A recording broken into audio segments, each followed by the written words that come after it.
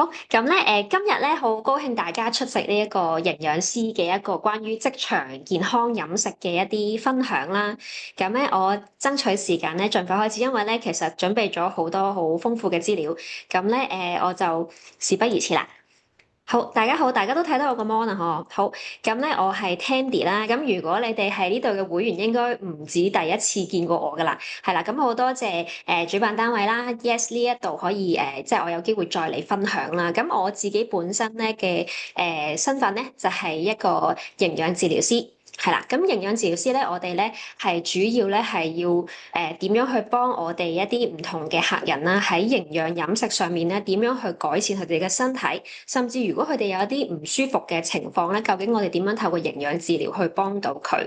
係啦，咁咧我其他嘅身份咧就都唔詳細講啦，係啦，都係一啲咧我自己傾向咧係一啲天然啲嘅方式去治療身體啦，包括而家我哋常用嘅一啲古典花療去幫助情緒舒緩啦，又或者係一啲順勢療法嘅一啲醫學啦。而家第二大嘅一個醫療體系咧，如果喺用西藥以外，我哋仲有啲咩 option 咧？咁其實順勢醫學咧都係一個而家越嚟越盛行嘅一個全面嘅醫學啦。咁我嘅範疇入邊咧都會幫到埋其他寵物嘅，係啦。咁有興趣咧，我哋遲啲再認識嘅話咧，可以再分享多啲俾大家。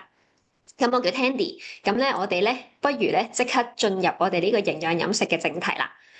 咁咧大家咧應該都唔陌生啦。關於健康呢一樣嘢，其實咧我俾少少概念俾大家啦。其實而家喺香港嚟講咧，癌症呢一樣嘢，大家聽落去好似好遙遠啦，係嘛？即係大家都仲係好年輕啦，大家都仲係青年壯年嘅情況啦。我細個嘅時候咧，基本上癌症應該係七八十歲嘅人咧，先至會去到要去諗嘅一個病嚟嘅。咁但係咧，其實而家香港咧，嘅成個健康嘅狀態咧，有好多統計咧都幾嚇人嘅。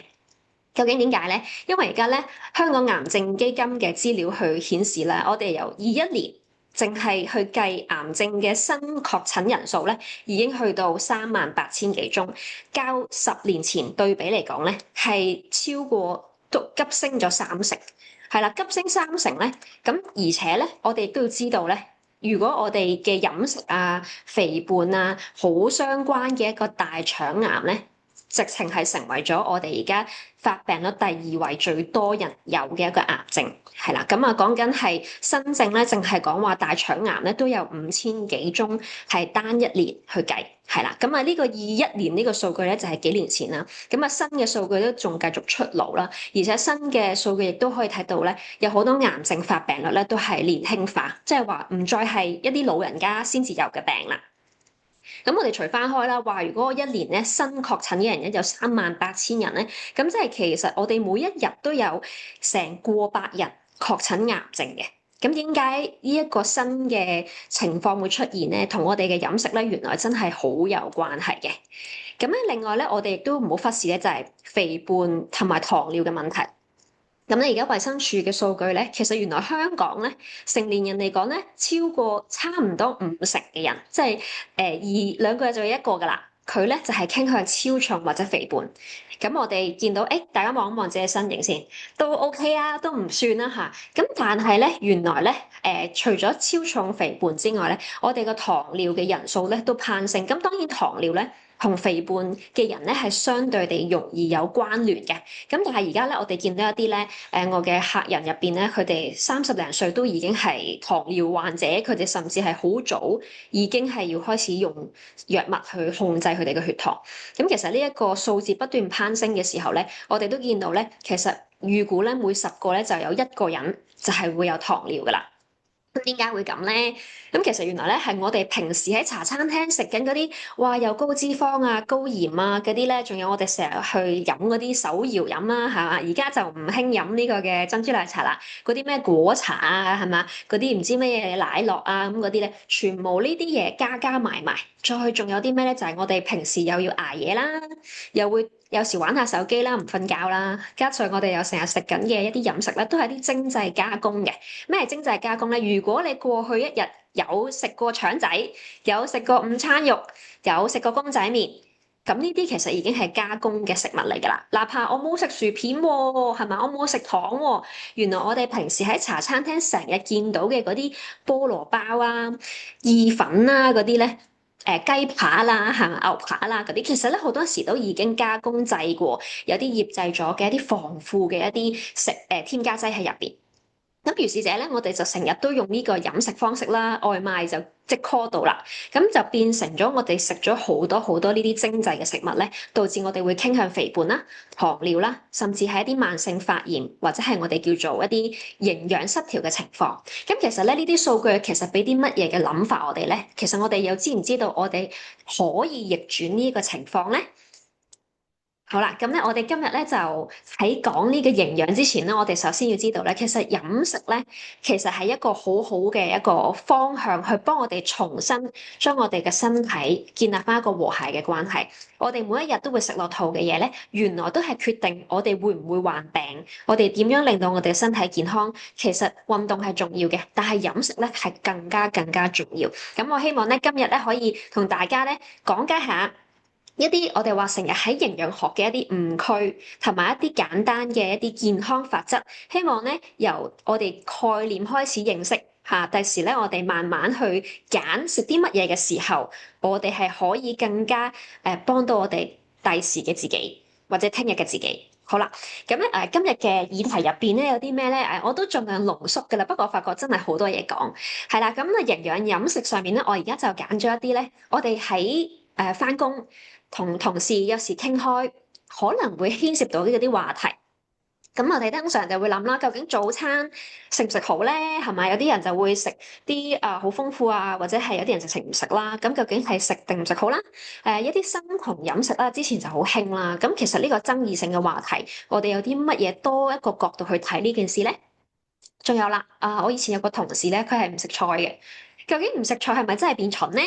咁另外咧就係敏感症咧，其實係而家好多人都有。包括咧，我哋有濕疹啦，有時係成日風爛啦，係咪？有時咧就食物敏感啦，容易肚屙啦，咁啊哮喘啊呢啲咧，全部都係敏感症嘅一個部分。咁究竟咧有冇邊一啲係我哋要盡量避免去幫助我哋減輕敏感症呢一個問題咧？咁另外咧就係我哋要學下點樣學睇呢個食物嘅成分表，因為咧食物嘅成分表係呃唔到人嘅。如果我哋識得睇咧，我哋就會識得點樣揀。另外咧最撚尾就會提示大家點樣可以健康得嚟咧，又想瘦啲啦、靚啲啦咁。好啦，咁我哋直接行第一個營養學嘅迷思。早餐食唔食好咧？我想問下在座啦嚇電腦前面嘅朋友仔，你哋有冇食早餐嘅習慣咧？係嘛？有啲人咧就會話，誒，我咧冇時間食啦，或者我朝頭早咧其實冇乜胃口嘅，係啊，咁所以我就翻去噶啦。咁啊，有啲人咧就係我都要食啲嘢㗎，食個包咯咁樣，係啦。咁有啲咧就係唔得㗎，我要食一個早晨全餐啦，要有啲總會有啲煎蛋啊，有啲腸仔啊，啲扒啊，係咪？加杯嘢飲啊咁樣啦。咁其實咧，我哋嘅重點咧就唔係話我哋食定唔食，個重點係應該要點樣食。咁其實咧，我可以俾一個概念俾大家，究竟我哋個身體係要啲乜嘢嘢咧？咁其實咧，我哋可以根據一個叫做生理時區飲食法，去認識一下原來我哋身體佢喺咩時候做緊乜嘢嘢，我哋相對應俾啲乜嘢佢。令到我哋嘅身體運作更加好。咁咧，原來咧喺呢個生理時區飲食法入面咧，我哋咧就會將一日清醒嘅時間咧分為3個唔同嘅功能嘅時區。呢個時區飲食法咧係根據我哋瞓覺嘅為一個軸心嘅一個個人化嘅飲食法。咁咧就冇話概定一定要幾多點至幾多點嘅，而係喺你瞓醒咗之後計。好啦，咁邊3個時區咧？咁你哋好快就望到個圖畫啦，呢個圖畫咧，我哋叫做分咗3個時區。咁第一個時區咧就係排除區，排除區咧就係我哋醒咗之後，擘大眼瞓醒咗頭嗰5個鐘。咁無論你係6點鐘起身、8點鐘起身，定係12點先起身都好啦。咁你總之醒咗嘅打後頭嗰5個鐘頭咧，都係屬於我哋身體排除嘅時間嚟嘅。好啦，咁然之後咧過咗呢5個鐘之後咧。嗰個下一個8個鐘嘅時間咧，就係我哋消化區，係啦。咁消化區過咗再8個鐘之後咧，就係我哋嘅吸收區啦。OK，咁喺呢個時間咧就直接瞓覺啦。咁啊瞓覺就唔計啦。好啦，咁呢三個時區究竟我哋應該要點樣做咧？我哋首先要認識一下身體先。咁咧其實咧原來咧第一個時區我哋啱啱講啦，就係我哋瞓醒究竟早餐應該食唔食好咧？係啦，咁咧有啲人就會話啊，我起身咧其實都冇乜胃口㗎，係咪啊？冇乜胃口嘅原因咧，係因為咧，其實瞓醒咗之後頭嗰5個鐘咧，身體咧都係處於一個佢係排泄解毒嘅一個狀態。因為我哋瞓覺嘅時候咧，我哋嘅身體啊、肝臟啊各樣嘢咧，都係一個休息嘅狀態啦。咁佢咧就係不斷咁樣喺度幫身體解毒嘅。好啦，咁我哋醒咗之後咧，身體咧就會去傾向一個排泄嘅一個反應。咁所以有啲人咧，佢會話：唉，我早上咧一定要去一次噗噗嘅嚇。總係咧，都好多時係朝頭早啦，飲完水啦，又飲一杯水之後咧，就會好容易咧就想去大便啦。係啦，咁當然我哋一起身都係小便。睇唔到加入掣。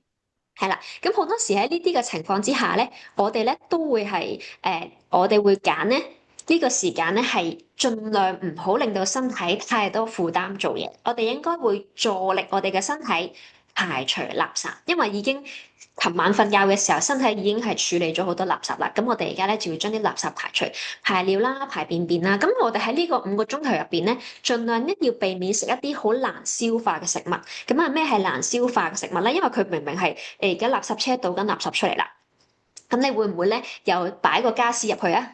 你會唔會喺嗰啲好多好多嘅污糟邋遢嘅廚餘入去啊？係啊，唔會噶嘛。我哋係應該助力嘅身體喺呢個排除嘅時間咧，快啲將啲垃圾清出嚟。咁原來咧，我哋要避免嘅咧就係我哋唔好食啲好油膩啦、高蛋白啊，或者好多碳水啊。咩叫高蛋白啊？蛋白高咧，即係話譬如係啲肉類啦，或者係啲蛋啊，或者係一啲高精製碳水，即係話啲麵包啦。粉麵啦咁樣啦，咁呢啲咧都係咧消化嘅時間係要多啲嘅。咁而咧，我哋如果掉咗呢啲食物落去嘅時候咧，身體就咦，我明明清緊垃圾喎，但係你而家又叫我去做嘢消化喎，咁佢咧就會令到呢一個排除嘅力量咧就會差咗啦，阻住咗去排除啦。咁我哋咧有啲乜嘢可以對個身體喺啱嘅時候做啱嘅嘢咧？就係我哋應該咧去飲一啲高水分啦，容易消化啲嘅食物，例如咧係新鮮嘅水果。咁所以咧，你問我早餐要唔要食咧？我哋都會建議食早餐嘅。咁但係早餐咧最好係起身嘅時候飲一個高水分嘅一啲果汁，或者你唔得閒打果汁嘅，你就直接食一個。譬如而家呢個天氣最好係食咩啊？都多水分嘅水果咧，通常就會揀雪梨啦、蘋果啦呢啲啦，或者甚至可以 mix 一啲青瓜啊，或者係一啲橙啊，其實都可以嘅。咁甚至咧夏天嘅時候咧，我都會建議大家咧可以飲下西瓜汁嘅。因為咧，我哋咧太多食得太 heavy 啦，可能即係夜晚嘅時候咧，咁如果朝頭早咧有一啲好高水分嘅，可以幫助清除垃圾嘅一啲水果，甚至我唔食水果，我哋飲清水都可以嘅，或者啲蔬果嘅汁，係啦，咁呢啲咧都會係因為佢咧身體食咗呢啲嘅果汁咧，佢哋嘅消化時間只需要半個鐘嘅啫，唔需要太多時間，唔會阻礙咗太多佢嘅能量。咁佢就可以繼續，而且咧佢多咗水分咧，去清啲垃圾亦都會清得好啲。係啦，咁如果我哋頭先所講啊，我哋又要食下呢個腸仔煎蛋啦，係咪？食個雞扒啦咁樣啦，咁呢啲咧其實我哋消化時間咧差唔多要4個鐘頭嘅。咁變咗咧，啊！我一食咗個火腿通粉啦，咁其實咧你就已經嗰個身體已經暫停咗排除啦，咁就要去處理食物啦。咁好多時咧就變咗咧，久而久之咧，我哋身體嘅垃圾好多，容易傾向便秘啦，容易傾向咧一啲突發性嘅一啲肚屙啦，因為平時出唔到，係啦，咁又變咗一個人可能喺緊張啊不安嘅情況之下，就會容易有肚屙嘅情況。咁我哋喺早上咧呢個早餐咧就最好係以呢一樣嘢行先。咁咧，如果你覺得唔夠飽喎，你可以再食多個水果嘅，甚至你都可以食個蕉，係啊，香蕉嘅蕉，係啦。咁因為咧開頭咧都係水分高嘅先，然之後先再食香蕉，係啦。咁咧亦都係提醒啦，如果你本身已經係屋企人有糖尿嘅問題，如果佢已經有糖尿咧，咁我哋就真係唔建議佢食一啲有果糖、有甜味嘅啲水果啦。佢就真係要全部揀一個蔬菜汁。係啦，因為咧始終咧，嗱，其實水果就唔會令到我哋有糖尿病嘅，係啦，因為水果本身咧，佢係個天然食物啦，佢有佢嘅酵素營養啦。咁其實正常嘅食用咧，係唔會影響變成糖尿病嘅，所以唔使擔心。但係如果你已經有出現呢個胰島素抗阻嘅一個問題嘅一啲糖尿病病人咧，咁佢的而且確咧係要避忌一下。咁佢哋就可以揀一啲可能係啲沙律啊，可能係蔬菜汁啊。咁啊沙律入邊可能有啲番茄啊，一啲生菜啊、青瓜啊，甚至有啲芽菜會更加好嘅，喺補充礦物質上面咧會更加對佢身體有利嘅。好啦，呢個就係第一個嘅排除區嘅時間啦，起身頭嗰5個鐘。好啦，咁而家咧我就已經6點鐘醒咗啦，咁頭5個鐘咧你就叫我咧飲果汁就算啦。好啦，咁去到11點咯喎，咁咧11點咧就開始要準備我哋嘅晏晝啦。咁其實咧踏入咗呢個5個鐘打後嘅8個鐘咧，就係我哋身體咧消化力好叻好叻嘅時間。OK，咁消化力好叻，可以食嘅嘢咧，我哋就可以食一啲享用一啲相對我哋頭先話消化時間比較長嘅食物啦，例如係一啲優質嘅蛋白質、良好嘅脂肪同埋啲複合性嘅碳水化合物，咁咧亦都係我哋所謂嘅正餐啦。咁咧呢一個乜嘢叫做優質嘅蛋白質咧？咁啊，係啦，優質嘅蛋白質咧，即係話我哋咧盡量係一啲唔好太多毒素嘅一啲蛋白質，係啦，可以係一啲我哋需要。其實肉類咧都係一個好嘅蛋白質來源。點解咧？因為佢提供到我哋必須嘅氨基酸，係啦，因為咧蛋白質拆解出嚟咧，其實就係有22種唔同嘅氨基酸啦。咁有啲咧就係我哋話必須要嘅，必須話即係話我哋唔識得自己去自行製造呢啲氨基酸，我哋一定要喺食物嗰度吸收。咁呢啲優質嘅蛋白質咧，其實大部分咧肉類都可以滿足得到嘅。咁但係咧，有時我哋嘅有啲人話我係素食嘅喎，我真係食唔到咁多肉喎。咁我哋咧喺個優質蛋白質上面咧，素食嚟講咧都可以提供整全嘅蛋白質嘅，就係點樣咧？就係飯加豆啦。係啦，因為飯咧撈埋豆一齊喺同一餐入邊咧，佢都可以咧呢個組合咧提供到我哋需要嘅充足嘅氨基酸，即係話我哋一啲良好嘅蛋白質。好啦，第二咧就係啲健康嘅脂肪啦。健康脂肪咧就係話係一啲如果你話毒素比較多嘅，大家估下啲肉入邊咧咩嘢肉係相對毒素比較多咧？第一樣嘢咧，原來係豬肉咧係相對毒素比較多嘅喎。竟然係豬肉喎，咁第二比較毒素多咧就係牛肉，係啦，跟住就係一啲羊肉啦，然之後其次咧就係啲蛋啊奶啊，咁相對較好咧就係雞肉同埋魚肉，係啦，咁所以咧如果我哋要去食一啲脂肪嘅時候咧，我哋都可以選擇傾向揀一啲白肉去食嘅。係啦，呢啲就我哋叫做比較良好嘅脂肪啦，甚至咧一啲我哋話一啲多不飽和嘅脂肪酸，例如係一啲亞麻籽油啊，食下啲魚啊咁。多不飽和嘅意思咧就係我哋成日講嘅 Omega 3同埋6啦。好啦，咁另外就係複合性嘅碳水化合物。咁咧咩叫複合性咧？嗱，原來我哋食緊嘅飯咧係一啲精製嘅白米嚟嘅。咁咧精製話即係話我哋嗰啲白米咧去除咗個殼啊。所以咧，你成粒見到係白色，靚靚仔仔咁。咁但係咧，呢啲精製過冇咗個殼咧，佢會連佢嘅胚芽嘅一啲營養啦、維他命 B 咧，都會因為個殼打走咗咧，就離開咗呢個米。咁啊變咗咧，我哋成日食住精製嘅白米咧，原來咧喺我哋嘅吸收碳水嚟講咧，就叫做精製咗嘅碳水化合物啦。咁我哋通常建議咧就係複合性嘅係咩咧？我哋盡量揀可以糙米啦、紅米啦，總之咧係有個殼包住嘅小米都得嘅。係啦，咁我哋咧，如果話我冇辦法完全食到，可以 mix 白米加糙米 mix 埋一齊，係啦，咁咧我哋就會提供一個好好嘅複合碳水化合物，咁我哋嘅血糖亦都會相對穩定啲，唔會咁容易就會肚餓，係啦，我哋會覺得有一個滿足嘅飽嘅感覺，就唔會話，我食完之後好精神，跟住食完飯咧就好眼瞓，係咪有呢啲情況？咁好多時就係因為咧。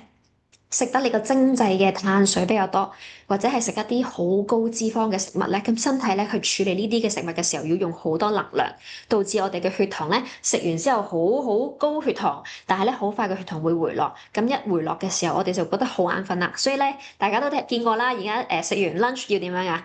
瞓下晏覺啦。咁其實就主要就係因為可能食得太鹹啦，食得太多精製嘅食物啦，咁我哋應該盡量揀一啲糙米啊、蔬菜啊，啲肉咧盡量唔好揀啲太多毒素嘅肉咧，咁咧都可以改善得到我哋話食完晏晝會好眼瞓呢個問題。好啦，咁呢個就係第二個時區消化區啦。第三個時區咧就係吸收區，係啦，即係話我哋喺過咗8個鐘，如果我11點去到7點，咁夜晚7點呢個就係我哋嘅消化區啦。咁之後咧打後嗰8個鐘咧就係我哋夜晚7點打後咧就係我哋嘅吸收區啦。咁吸收區嘅時間係代表乜嘢嘢咧？咁其實咧就代表身體開始唔再消化啦。佢咧而家係主力去做一啲吸收嘅動作，因為消化咧就去到我哋個胃嗰度咧去拆解呢啲食物。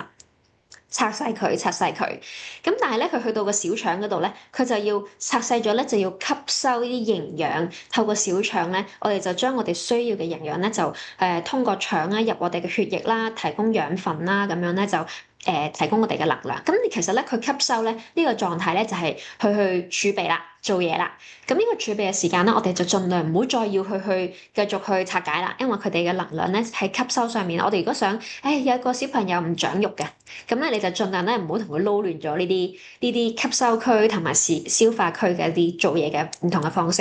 咁我哋盡量喺呢個吸收區嘅時間咧，準備可以係少食一啲嘢啦。如果你真係覺得好肚餓，真係去到又未瞓覺，但係我有啲肚餓喎，咁我哋咧可以食下呢啲飲下啲green tea 啊，或者 herbal tea 啊，咁樣咧都可以再令到身體唔好太 heavy，但係咧佢又可以專注去做吸收。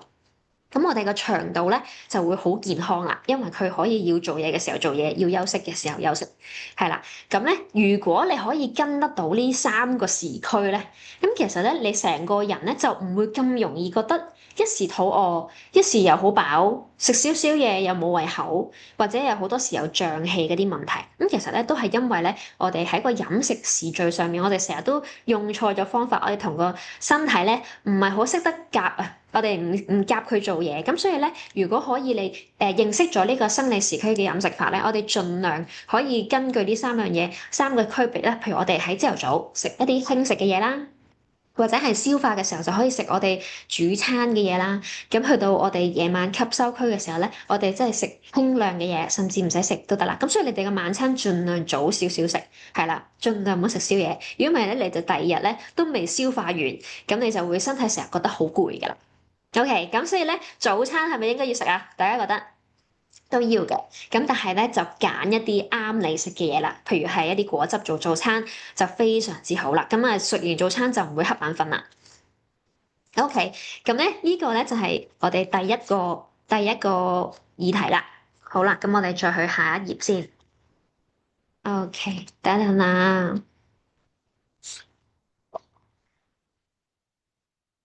好，跟住咧，我頭先啱啱跳咗機，等等。好啦，我哋咧下一個議題咧就係究竟咧生酮飲食，大家有冇聽過呢個名？生酮飲食係啦，咁呢個咧好多時尤其是早排啦，好多人咧話，我想瘦身嘅時候用生酮好似好快喎，好見效，好 work 喎咁。咁但係咧有好多爭議性嘅，而家喺生酮飲食嚟講，咁咧開頭咧點解我哋會話瘦，但係食食下又會變得好殘，同埋好容易咧反彈。唔知有冇見過呢啲咁樣嘅朋友仔？我身邊真係有啲朋友用生酮咧，佢真係瘦得好快嘅，係真係唔同晒嘅成日。但係的而且確咧。佢係一停咗呢個生酮飲食咧，就會出現咗一個反彈嘅情況。好啦，咁我哋講下，我哋認識下先。我哋姑且諗一諗，究竟我哋做唔做呢一樣嘢？但我哋先認識。咁咧，生酮飲食咧，其實咧好開初咧，就係好多時應用喺一啲糖尿病嘅患者，因為咧佢哋糖尿病嘅糖尿偏高啦，佢哋喺消化碳水化合物嘅時候咧，好容易令到佢哋嘅血糖飆升，咁就會影響咗佢嗰個血糖嘅穩定性。咁所以咧，開始有生酮嘅呢個概念嘅時候咧，就係針對呢啲嘅糖尿病嘅病人，佢如果完全唔食碳水，佢可唔可以令到佢個血糖穩定得嚟，可以瘦咧？因為我哋成日話咧，糖尿同肥胖係好有關係。咁喺呢個觀察之下咧，就發覺原來生酮咧，原來我淨係食啲高脂肪、高蛋白嘅食物咧，係真係可以做到幫助糖尿病病人嘅喎。咁但係咧，如果你本身係冇呢個糖尿問題嘅人，我哋如果用呢個方法去減重，究竟我哋有啲乜嘢要注意咧？咁咧，我哋要去了解一下。咁咧，點解佢可以做到一個瘦身嘅效果咧？原來咧係因為咧生酮飲食咧，我哋就話我哋唔食飯，我哋完全唔食有澱粉嘅嘢，我哋都基本上唔係好食菜啊，唔係好食菜啦，更加唔好講話薯仔啊、薯條啊嗰啲更加唔食啦。咁其實咧，碳水化合物咧本身咧喺我哋正常嘅身體入邊咧，佢係我哋愛嚟做轉化做能量嘅一個好重要嘅第一來源嚟嘅，即係話我哋咧個人精唔精神，我哋個人咧有冇力氣啦，我哋能唔能夠起身啦？因為你知我哋每一個動作咧，其實咧都係需要能量 ATP 嘅。咁呢個能量咧，原來咧我哋身體係會消耗咗體內嘅一啲碳水。咁但係如果咧呢個碳水咧，我哋通常食完之後咧，我哋多咗嘅嗰啲糖原咧就會擺咗喺個肝臟同埋肌肉嗰度 stand by for 我哋隨時要搬嘢啦、行斜路啦、行樓梯啦咁，佢係一個儲備嘅，多咗嗰啲就會儲備噶啦。咁如果我哋完全唔食碳水嘅話咧，咁呢個儲備咧就冇足夠嘅糖原去做 standby 啦。咁我哋咧就會變得冇得收埋呢啲糖原咧，我哋有時咧個能量就會好低啦，即係冇氣冇力啦。咁當身體咧冇辦法透過呢啲碳水轉化咗出嚟嘅糖原作為能量嘅時候咧，即係你而家要燒呢個柴啦。咁但係而家冇柴俾你燒喎，咁你要燒啲咩咧？咁佢就會喺身體嗰度，喺脂肪同埋喺啲肌肉嗰度咧，就會攞一啲蛋白質出嚟。佢咧就去作為燃燒嘅一啲來源啦，即係我而家咧繼續要有火噶嘛，冇火我就喐唔到啦。咁而家唔俾你柴咯喎，咁我就要攞你啲肥豬肉啦，又要攞啲磚出嚟啦，攞個磚去燃燒佢，希望都繼續產生火呢個能量，去令到我哋可以喐得行得走得。咁但係咧，原來咧喺呢個燃燒咗呢一啲肌肉入邊嘅一啲蛋白質或者脂肪嘅時候咧，我哋嘅肌肉量就會減少噶啦。咁我哋肌肉量減少有咩問題咧？原來當我哋肌肉量一少嘅時候咧，我哋成個人嘅代謝率啊，新陳代謝就會變得好慢嘅啦。因為佢唔夠力去處理，因為肌肉咧本身就係幫助我哋去增加我哋個人可以隨時代謝得好快。我哋所有入邊咧都有好多循環嘅工作，消化啊等等嘅。咁如果我哋呢個代謝一慢嘅時候，我哋一食嘅嘢就會好容易，因為處理得慢咗，呢個工廠做嘢慢咗，就會囤積咗其他嘅脂肪，又擺翻喺個身體度。咁所以咧，我哋反而咧喺短時間，我哋見到燃燒嘅時候係會瘦咗落嚟嘅。但係咧，當你個代謝率一慢落嚟咧，冇氣冇力，瘦瘦掹掹咁樣咧，你又開始肥翻噶咯喎。係啦，咁所以咧，點解話生酮飲食相對地真係會好容易瘦得快，但係又會反彈？好啦，第三咧就係、其實原來我哋燃燒大量嘅脂肪咧，或者係蛋白質都好啦。咁我哋會因為譬如我哋用啲磚去燒，其實咧原來燒完呢個磚頭之後咧，佢會有啲殘渣喺度嘅，因為佢係一個本身唔係一個最好嘅燃燒來源嚟嘅。咁呢啲殘渣喺身體嚟講咧，就叫做酮體。咁呢啲酮體咧，其實令到身體會有一啲酸毒。咁呢個酸毒好多嘅時候咧，就會開始有啲人咧會出現一啲口臭啦、頭痛啦、甚至便秘啦呢啲問題。咁身體嘅酸毒好多嘅時候咧，原來多得滯咧喺個血液嗰度咧，啲酸毒太多咧，係會造成身體危險，係會死亡嘅。咁所以咧，呢個酮體咧，我哋係唔可以過多。所以有啲人咧去做呢個生酮嘅時候咧，佢哋都會去 test 下佢哋個酮體有幾多，呢個量有幾多。夠唔夠？因為唔夠，佢哋就要再食多啲蛋白質。咁如果太多，佢哋要 control 唔可以太多。好啦，咁除咗有酮體呢個咧係會影響身體嘅毒素內聚之外咧，一講到毒素咧，其實你又會影響翻我哋嘅肝腎。咁我哋嘅肝腎咧本身就要處理呢啲脂肪產生嘅一啲酮體，或者個腎臟亦都要處理啲蛋白質，佢哋去排除嘅。咁如果你本身咧肝腎都比較差啦，咁咩人會肝腎比較差？本身你可能本身就成日捱夜啦。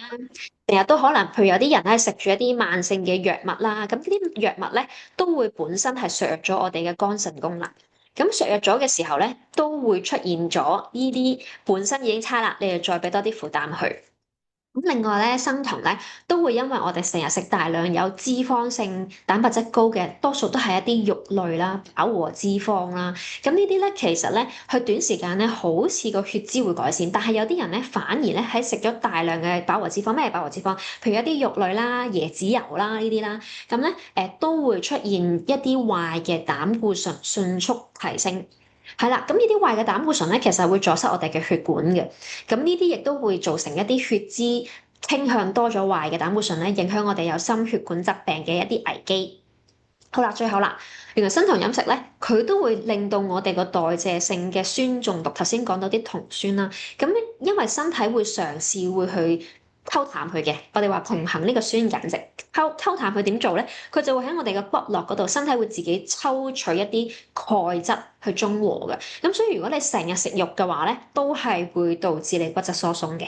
咁所以咧，我哋喺進行生酮飲食咧，呢一個相對地都係一個幾極端嘅一個飲食方法。個目的就係逼你嘅身體冇得用碳水作為能量，逼你身體要消耗你嘅蛋白質同埋脂肪。咁但係咧，呢樣嘢咧係會做到你想要嘅目的，就係瘦落嚟。咁但係咧，原來瘦落嚟嘅過程咧，你有好多風險啦，同埋你嘅健康上要有啲代價嘅。咁所以咧，我會建議咧，如果你唔係真係去到絕路啦，你唔係真係糖尿好嚴重啦，你咧都要謹慎選擇係咪真係用呢一樣嘢去取代正常嘅飲食，係啦。咁而且咧，你瘦咗落嚟咧，你可能會變得好殘啊，因為頭先講到你嘅身體健康上大打折扣。咁哪怕你瘦咗落嚟咧，但係你成個人都冇精神，成個人都好多毒素，冇氣冇力咁樣咧，咁咧亦都話啊，呢度嗰度又痛，呢度又膽固醇高咁，咁其實成個人咧都係我哋話變得好殘。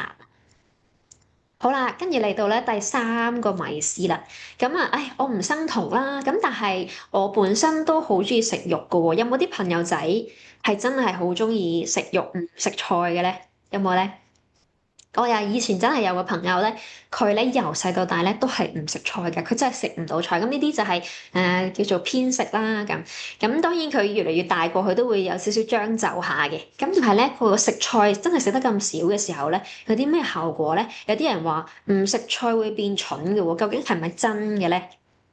好啦，咁咧原來咧我哋咧話食菜咧，媽媽爸爸細個就叫你唔食菜唔得㗎。咁究竟點解唔得咧？咁因為其實咧菜啦同埋飯啦，因為其實飯咧都係碳水嚟嘅。咁我哋點解唔可以完全冇咧？咁原來咧，因為我哋呢啲嘅碳水化合物咧係可以提供到葡萄糖嘅。呢啲葡萄糖咧係我哋大腦上面佢攞嚟做個大腦嘅電芯嚟嘅。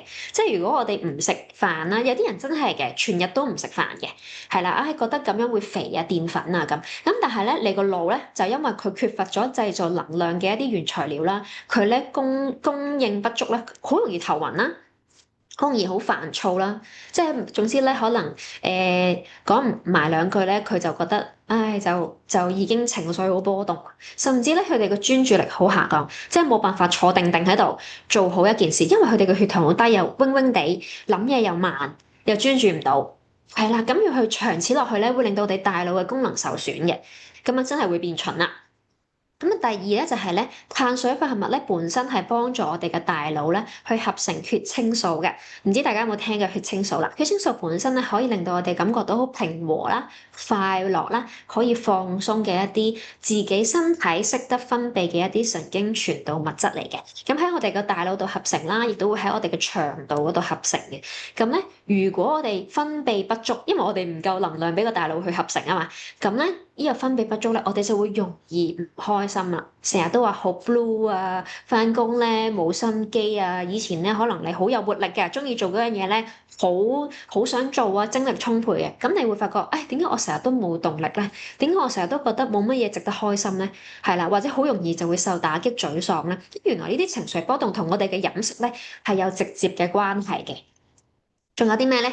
原來咧喺我哋食嘅穀類啦，即係譬如啲飯啊，一啲我哋話一啲澱粉質嘅食物啊、豆類啊、水果呢啲咧，佢可以提供到一啲膳食纖維啦、維他命 B 集啦、維他命 C 啦、鎂啦、鉀，呢啲全部都係我哋身體日常飲食當中必須要有嘅主要來源嚟嘅，唔可以冇咗佢嘅。咁但係如果我哋偏食啦，我哋真係唔食豆啦、唔食水果啊、唔食飯啦。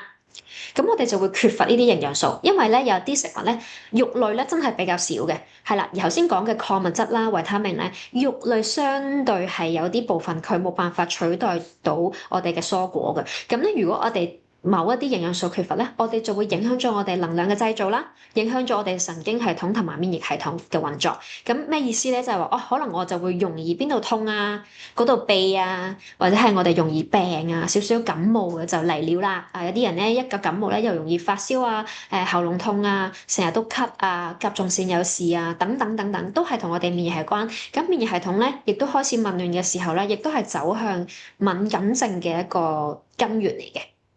仲有啦，如果咧你唔食菜嘅話咧，其實咧佢一個直接嘅關係咧就會影響你個腸道。咁其實腸道咧同我哋嘅健康實在太大關係。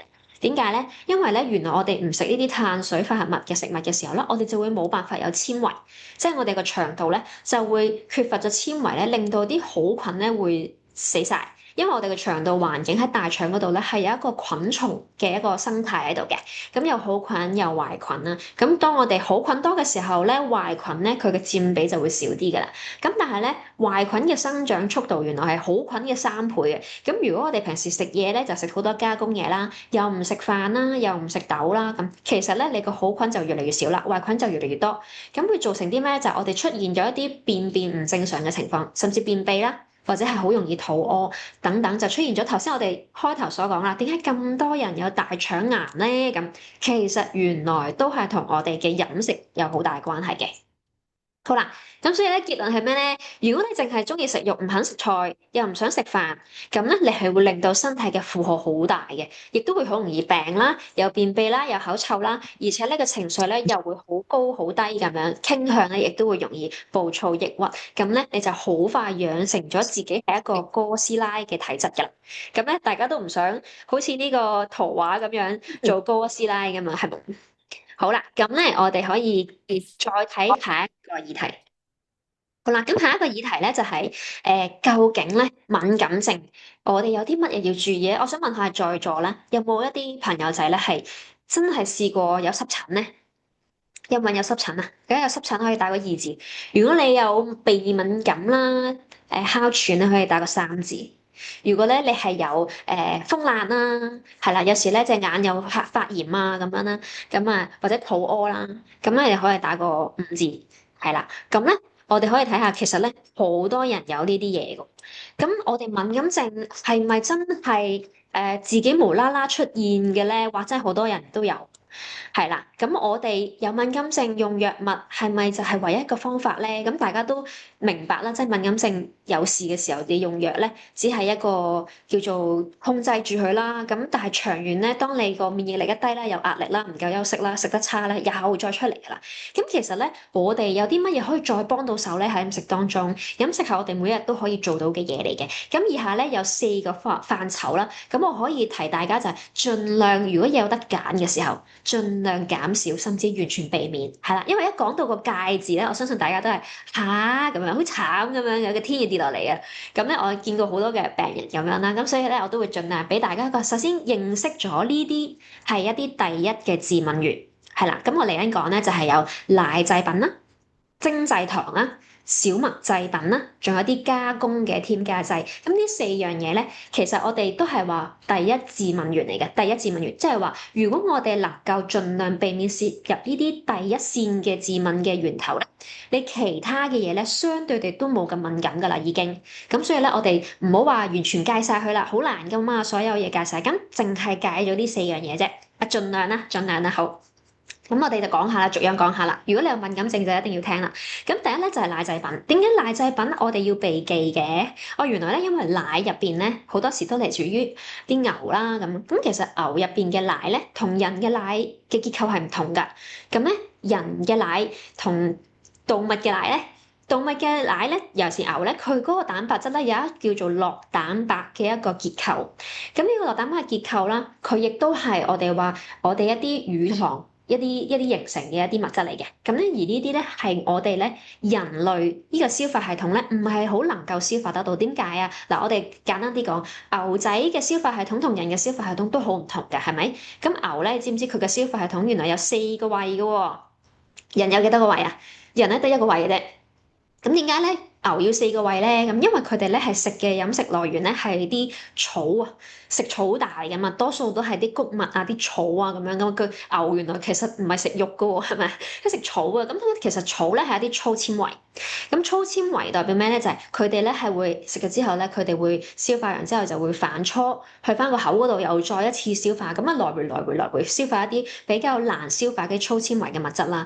咁咧，然之後佢個身體咧亦都會產生奶俾佢嘅奶嘅牛 BB 飲咯喎。咁而咧我哋嘅腸道咧，個胃咧得一個啦，而且我哋嘅飲食方式咧並唔係需要咁多粗纖維嘅，所以我哋本身嘅消化系統嘅構造咧唔可以消化到一啲太難消化嘅蛋白質。咁而咧牛奶入邊呢個蛋白質咧就係非常之難，對於我哋嘅腸道太難消化啦。加上一個問題就係咩咧？原來咧所有人類啊喺我哋出牙之前咧都應該要飲奶噶嘛，係咪啊？因為我哋一出世，如果古代嘅時候冇奶粉嘅，冇配方奶嘅，冇嘅，咁我哋要飲媽媽嘅母乳啦。咁媽媽嘅母乳咧喺我哋就要去啜住佢嘅即係飲佢嘅日奶啦。咁其實咧到我哋開始出牙嘅時候，咁我哋就唔會再飲媽媽嘅奶㗎啦，因為咧我哋開始出牙咧，就代表我可以去撕咬其他嘅食物啦。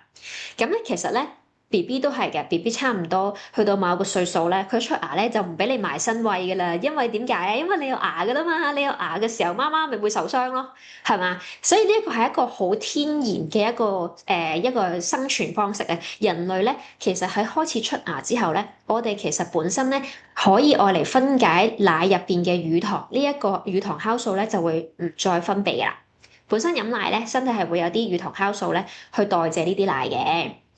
但係咧，原來我開始出牙嘅時候咧，我哋大家都唔分泌呢個乳糖酵素，咁所以當我大個咗再飲奶嘅時候，呢一啲乳糖，我哋其實係冇足夠嘅乳糖酵素去消化呢啲乳糖噶啦，咁就會導致咧有啲人咧佢奶消化得唔好啦，所以有啲人飲奶係會嘔嘅。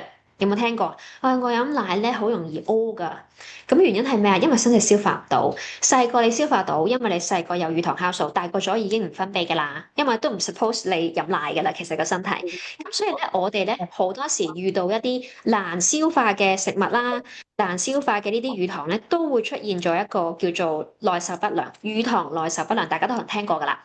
咁呢啲未消化得好嘅一啲物質咧，就會通過你嘅腸入咗你嘅血液咧，引發一啲免疫嘅反應。所以有啲人飲完奶係會敏感嘅，有啲人飲完奶咧就會發濕疹啦，有啲人飲完奶咧就會肚屙啦咁。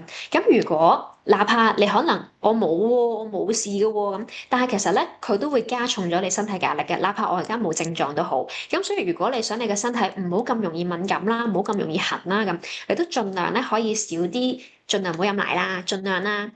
或者你改咗飲一啲植物奶啦，係啦，咁或者有啲我哋成日食嗰啲蛋糕咧，有啲 cream 啊，有啲 cheese 啊，有啲雪糕啊，牛油啊咁樣啦，尤其是好多餅乾啊嗰啲都會有呢一啲嘅食物嘅成分嘅，咁我哋咧盡量都少啲，係啦，咁其實你話奶粉咧都係唔建議嘅，奶粉都唔建議嘅，因為咧其實所有嘅呢啲配方奶咧，都係有呢一個蛋白質嘅成分，咁而且如果佢哪怕佢已經抽取咗某啲嘢，就係話我淨係要蛋白嗰啲奶清咁樣嗰啲等等都好啦，其實佢已經變咗質㗎啦，都已經變咗質㗎啦。咁所以咧，我哋會盡量就係話，如果你真係好中意奶嘅呢個味道，盡量可以揀啲杏仁奶啊、米奶啦，呢啲咧都會好啲。但係如果你話，個小朋友 BB 有濕疹，佢都係真係要奶喎，咁我哋都會建議佢用配方奶、牛奶咧轉咗做羊奶嘅，個敏感程度咧相對會輕啲。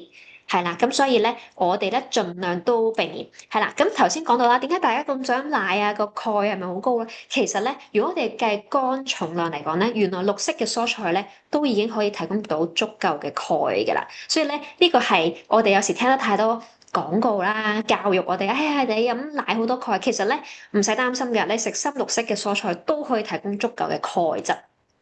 好啦，第二啦，就係精製糖。咁精製糖入邊咧，我哋就係話嗰啲白砂糖啦，我哋精製提煉過啦。嗱，呢個同果糖、水果天然嘅果糖係唔同嘅，因為水果係真係一個完整食物，成個食落肚，佢唔係分離出嚟嘅。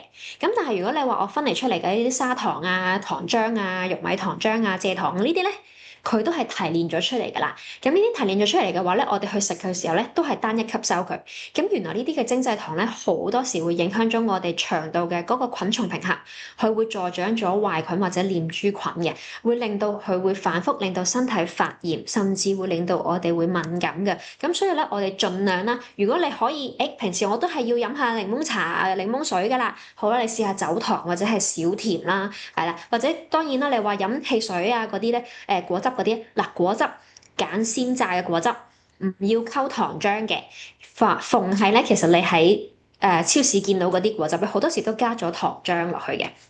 汽水更加啦，咁我哋其實你話無糖汽水得唔得？都唔係好建議嘅。點解咧？因為佢落咗嗰啲阿斯巴甜啦，或者其他嗰啲糖咧，都係一啲我哋話係添加劑嚟嘅。係啦，甚至係影響咗我哋身體消化嘅一啲正常運作。咁所以咧，大家可以睇新聞都知道嘅，你可能飲嗰啲 zero 啊嗰啲咧，佢係阻礙咗你消化，但係其實佢會帶嚟其他嘅一啲身體嘅負擔嘅。係啦，咁啊上網睇下啲新聞都會有講到多啲嘅啦，認識多啲先。我哋避重就輕啦，即係完全唔食好難嘅，係啦。但係我哋有個概念先。咁當然你話食甜品嗰啲食少少咯，盡量要知道唔好係咁，唔好係咁食。係啦，原來佢都係好影響我哋啲敏感性嘅。好啦，跟住咧就到小麥製品啦。咁小麥製品咧都係好多人都覺得吓，咁我咪冇嘢食咯。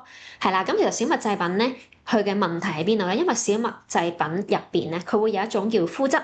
亦都係我哋叫做小麥谷蛋白，咁呢個蛋白質咧係我哋又係好難消化，佢亦都係造成咗我哋有好多敏感症嘅情況。咁咧，所以點解而家好多就係無麩質嘅飲食啦，即係盡量喺嗰啲麵粉嗰度都會揀啲無麩質嘅麵粉啦，你哋都可以走向呢一個揾下呢一啲類型嘅食物取代我哋話就咁食小麥製品嘅。小麥製品有啲咩嘢咧？就真係好廣泛嘅，例如係啲咩麵包啦、麵啦，總之你見到嗰啲鹼水麵啊、拉麵啊、烏冬都係嘅，係啦，意大利粉啊、餅乾啊、蛋糕啦，其實所有麵粉都係。咁但係咧，我哋有啲咩可以食啊？咁我哋都可以揀嘅。譬如如果你食西餐，有人就會問你食意粉定係飯啊，咁你咪揀飯咯。如果你係去到個食粉麵嘅時候，你揀麵。你唔揀嘅時候，你可以揀河粉啦、米線啦、米粉啦，我哋盡量去做一個替代啦。咁有啲人咧，而家都開始好多麵包鋪咧，都推出一啲米粉做嘅啲蛋糕啦、無麩質嘅蛋糕啦。咁其實咧都係點解會有呢啲嘅出現咧？因為大家開始意識到佢嘅小麥呢啲問題的，而且確同敏感症而家嘅人好多有呢啲問題咧，係有直接嘅關係嘅。咁亦都係好多營養學家啦，好多都已經確實咗呢一樣嘢㗎，只不過我哋接唔接受佢嘅啫。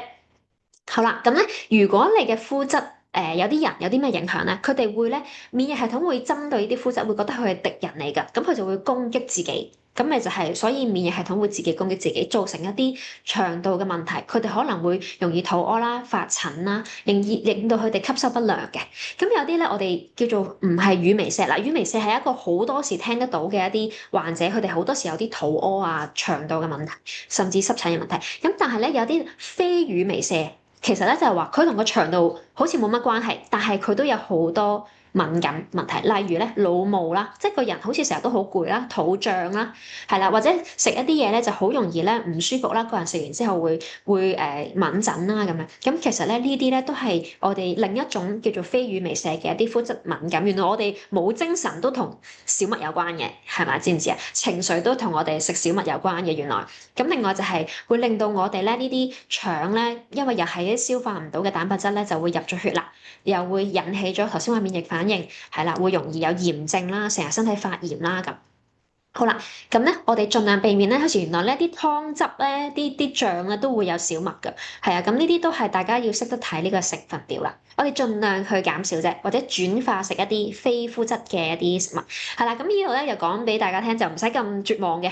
可以有替代嘅，例如奶製品，我哋頭先所講啦，你可以揀一啲植物性嘅奶啦，譬如杏仁奶啊、燕麥奶啊、椰子奶啊咁啊，食下啲豆腐啦、芝麻啦、深色蔬菜咧，都可以補到鈣啦，唔使太擔心嘅，係一定足夠嘅。只不過我哋成日都唔係好想食菜啫。咁小麥製品咧就可以揀一啲冇麩質啦，例如頭先所講嘅一啲糙米啦、藜麥啦、小麥啦、蕎麥啦。咁有時啲蕎麥麵嗰啲咧，佢都會撈咗落去㗎。咁如果你話早餐咧，就真係唔好食咁多呢啲玉米片啊嗰啲，真係唔係咁好嘅，因為嗰啲咧係小麥嘅一啲製品嚟嘅。咁我哋通常就係你可以朝頭早頭先所講啦，如果你可以嘅話咧，就揀一啲蔬果汁做早餐。如果你唔慣，你可以咧試下打嗰啲米奶、杏仁奶，因為我自己都好中意打豆漿嘅。啲豆漿我就會朝頭早咧早一晚浸定一啲紅豆、黃豆、黑豆、紅腰豆，乜豆都得嘅，跟住加少少糙米落去。朝頭早咧浸咗一晚之後，朝頭早就打咗做一啲好好味嘅一啲好似奶咁樣嘅糊啦。咁其實咧佢都會有一個飽腹感，同埋咧一定會令到你越嚟越靚嘅。係啦，因為呢啲嘅食物來源咧可以幫助你平衡荷爾蒙，亦都帶嚟一啲好好嘅蛋白質。係啦，咁如果你唔食小麥製品，仲可以揀薯仔啊、番薯啊、豆類啦。咁啊，精製糖咧，我哋真係盡量唔好揀啲精製，我哋盡量揀啲都係想食下甜嘢喎。咁我哋可以揀水果，或者一啲我哋話天然啲嘅甜菊糖都可以。但係呢個真係要特登揾嘅。好啦。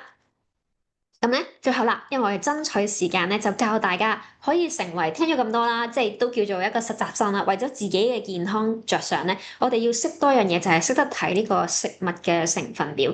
因為第四樣嘢要戒嘅咧，原來就係一啲盡量避免一啲加工食物同埋我哋嘅添加劑。點解要戒咧？因為咧入邊咧，我哋一睇成分咧，就會睇到好多人工色素啦、防腐劑啦、調味料啦。咁其實咧，呢啲咧係一啲唔係天然食物嘅來源嚟㗎，但係佢咧係純粹係幫助我哋咧喺呢個食物上面咧就唔好咁快變壞，係啦，唔好咁快變壞啦。咁但係咧，原來呢啲嘅少少嘅物質咧，一路一路累積咧，都會令到我哋嘅身體係想對抗佢，會變成毒素，甚至免疫系統會攻擊佢哋，造成一啲敏感症。而好多時咧，一啲小麥製品、奶製品或者精製糖咧，都係會包含喺呢啲加工食物當中嘅。係啊，咁所以咧，我哋都要睇一睇，究竟我哋點樣去食得好啲。咁我哋咧，如果可以揀嘅話咧，就盡量唔好食啲包裝嘅零食，即食嗰啲，譬如即食一定諗起啲杯麵啊，一碗碗嗰啲啊，因為佢哋已經精製咗啦，唔係新鮮嘅。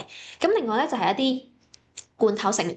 係啦，罐頭咧，佢哋就已經醃製咗啦，加咗好多防腐劑落去啦，仲有啲香腸啊、火腿啊，因為其實咧，佢哋要令到啲肉咧唔變壞咧，佢哋會有好多硝酸鹽喺入邊做防腐㗎。咁但係原來呢啲硝酸鹽咧係會氧化啦，然之後喺個身體度咧變成一啲癌嘅物質。致癌嘅物質係啦，咁最後咧，我哋成日都見到㗎，哪怕咧佢個食物包裝話俾你聽佢幾健康都好啦，喺個成分表咧，你一見到有一啲人工色素，有啲 E 字頭。係啦，E 字頭開頭嘅，咁呢啲都係防腐劑啊，或者係啲我哋真係唔需要嘅，佢會影響我哋肝腎負擔，甚至會致癌。罐頭不如都你睇下個成分表，你要睇下成分表啦。我唔一律講，因為咧我就成分表咧係呃唔到人嘅，因為喺香港嘅一個食物入口嘅一個製造嘅條例上面咧，所有嘅食物都需要列明佢個成分嘅。咁當然大陸咧係冇呢個規限。咁但係你話香港同埋喺外國咧，美國嗰啲咧都係有呢個規條，所以咧你問我咧，我哋飲食揀嚟揀食物咧，唔好淨係睇面個頭，面嗰個封面，封面一定話俾你聽佢有咩好啊，有啲咩好啊，有咩好啊，永遠都講得好好㗎。咁但係一定要睇佢嘅 ingredients，佢嘅 ingredients 咧係冇得呃人嘅。咁點樣睇咧？好啦，咁樣例如咧，有三個簡單啲嘅方式教大家嘅。第一咧就係我哋要了解成分上面佢個清單越短越好，即係你見到如果佢一盒嘢食入邊有一紮嘢。一紮嘅成分，包括好似呢個舉例咁樣啦，可能我哋會見到，哇，又有水啦，又有白砂糖啦，又有植物奶油啦，又有麥芽糊精啦，有乳化劑啦，有增稠劑啦，嗱，跟住有啲不明嘅號碼啦、香精啦，又有色素啦，有甜味咧，好明顯呢度咧其實都冇一個好實體嘅健康嘅嘢食噶，呢度都冇噶啦，尤其是呢啲氫化咗嘅一啲植物油啊，我哋叫反式脂肪，係啦，譬如呢啲可能係一啲乳製奶製品嘅一啲食物嚟嘅。咁如果咧呢啲咁長嘅，就知道都唔方好噶啦，係啦。有啲乜嘢咧係好咧？就係當你睇到佢個成分，佢真係話俾你聽嗰個食物就係嗰個食物。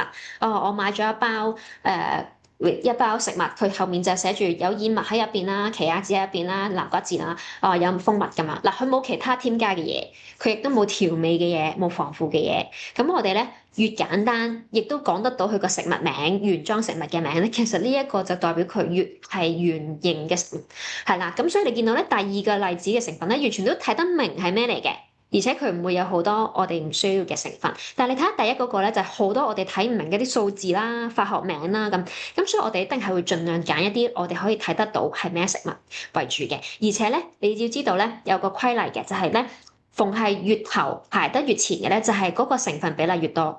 咁即係話咧，呢個食物當中咧，原來水同埋砂糖咧佔比係最多嘅。譬如我有時見到啲益生菌嘅包裝啦，原來咧佢益生菌咧就排到好後嘅，但係咧前面咧就有好多砂糖，有好多嗰啲精製咗嘅食物喺好前嘅，即係代表咩？你一粒嘅益生菌入邊，原來有好多明膠佔咗一大部分，跟住真係菌咧就得翻好少，或者糖甜味劑就好多，佢真係要食佢嗰個物質啊，就得翻好少，係會咁樣嘅有時。咁所以咧，大家就要識得分啦，越前嘅排得越前嘅係越好嘅。亦都唔好太多複雜嘅名。好，第二啦，我哋要點咧？我哋要留意有5個要避雷嘅一啲成分，例如咧係一啲唔好嘅糖啦，頭先所講白砂糖啦、即係精製糖漿啦、玉米糖漿啦，因為呢啲嘅糖咧令到我哋嘅血糖會飆升嘅，亦都係令到我哋肥胖發炎嘅。咁如果你係見到呢啲糖名嘅咧，我就建議你唔好揀啦。好啦，第二咧就係一啲唔好嘅油脂啦。頭先我講咧啲氫化咗嘅植物油，即係話佢已經變成咗反式脂肪啦。譬如一啲人造嘅奶油啦，我就唔建議大家買植物油嘅，即係唔好買植物嘅牛油，因為咧其實咧植物嘅牛油係氫化咗嘅。係啦，咁我哋通常一係你要牛油就揀一個真係牛油嘅牛油，係啦。咁因為咧反式脂肪咧就係啲植物油加熱咗之後咧，佢會變咗反式，係啦，或者氫化咗。咁呢啲都會對我哋身體有致癌，或者令我哋心血管容易有阻塞嘅一啲病。好啦，第三咧就係頭先所講啦，逢係有啲神秘數字啦，尤其是 E 字頭呢啲編碼咧，其實都代表住佢哋係嚟自一啲人工嘅添加劑，可能係味精啊、甜味劑啊、色素啊、防腐劑啊等等啦。咁啊，越多就越唔好揀啦。好啦，跟住第四咧就係一啲精製嘅穀物，譬如一啲小麥粉啊、咩精製麵粉啊嗰啲咧，咁呢啲都係令到我哋升糖指數高噶，都係會令到血糖高嘅，容易食完眼瞓嘅。好啦，最後尾咧就係頭先所講啦，一啲添加劑阿斯巴甜都係唔好嘅，係啦，一啲亞硝酸鹽啊，頭先所講啲罐頭入邊啦，或者係啲防腐作用啦、調味作用啦，好容易令到我哋會有敏感甚至致癌嘅。好啦，記住呢5個。第三咧就係我哋咧去根據頭先嘅一啲方向啦，我哋就下一次買嘢嘅時候留一留步，睇一睇個10秒鐘個成分表，睇下究竟佢有幾長先。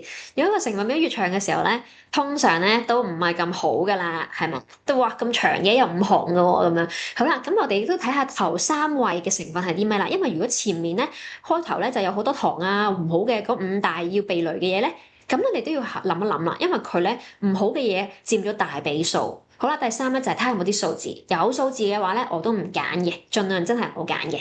好啦，就係呢3個好快速嘅方式去令到你容易啲判別。咁我哋簡單啲嚟講就係最好嗰個成個清單短啲啦，成分列表唔好咁複雜啦，前面嗰啲係咪好嘅嘢啦，同埋有冇少啲最好唔出現嘅一啲數字。咁你用咗呢個方法咧，你喺揀食物嘅時候咧就冇人可以左右到你噶啦，因為你好清楚點樣揀，減少一啲我哋唔需要嘅身體唔需要嘅嘢嘅食物啦。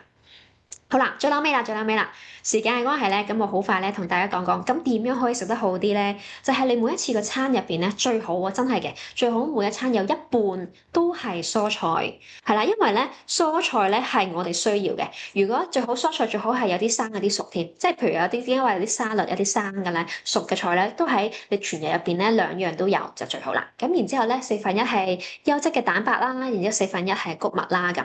咁啊脂肪其實我哋唔需要太多嘅。譬如有時平時食下魚啊嗰啲咧，我哋都已經可以有好嘅必需脂肪酸嘅啦。第二咧就係我哋盡量揀一啲可以睇得到佢原形嘅食物，即係咩叫原形啊？即係你喺街市你會見到一個蘋果，即係一個蘋果，一個番茄，一個番茄，你會見到佢原本嘅樣嘅。咁但係咧，如果佢已經變成一條腸仔。腸仔咧就唔係佢原本個樣嚟嘅，因為腸仔入邊可能啲豬肉啊撈咗好多嗰啲添加劑啊，撈咗好多嘢咧，你睇得到嘅時候咧，其實佢都唔係佢原本個樣嚟嘅。咁呢啲咧都係精製咗嘅。咁甚或咧，我哋係要揀一啲優質嘅碳水同埋脂肪啦，唔好揀啲加工咗嘅。即係頭先所講，我哋盡量要食啲糙米啊，或者我哋食一啲種子類嘅一啲脂肪啊，食雞啊、食魚啊咁樣，都係一啲好啲嘅脂肪，唔好咁飽和，唔好咁塞血管嘅。咁第4啦，就係頭先所講啦，我哋要識得睇睇食物嘅成分表。最後尾咧就係我哋咧要知道，我哋飲食咧係為咗滋養個身體嘅，唔係純粹係填飽佢嘅。咁你每一日做嘅嘢咧做得啱咧，你第時咧就遠離呢啲疾病㗎啦。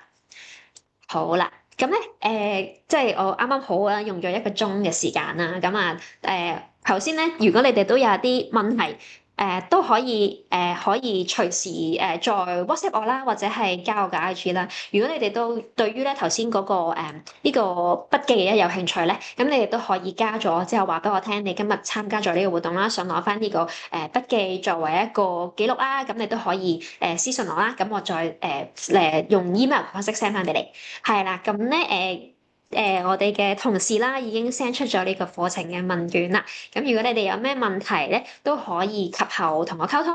係啦，咁大家可以做咗你哋嘅問卷先，多謝晒。